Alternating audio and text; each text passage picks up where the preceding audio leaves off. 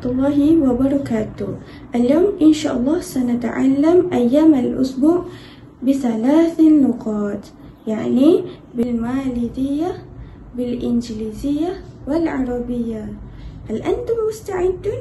هيا بنا. Okey, seperti mana yang kita ketahui, dalam seminggu terdapat 7 hari, iaitu Senin, Selasa, Rabu, Khamis, Jumaat, Sabtu, Ahad. Okey, mari kita pelajari ke-7 hari ini dalam 3 bahasa. Okey, hari yang pertama dalam minggu adalah hari Ahad.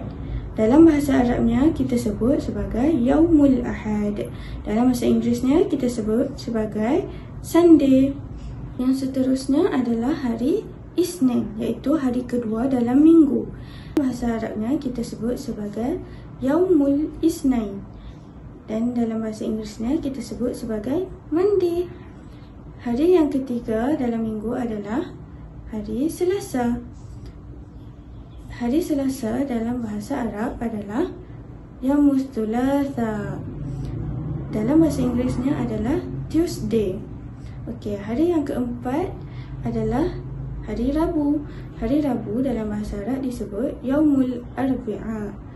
Dan dalam bahasa Inggerisnya adalah Wednesday.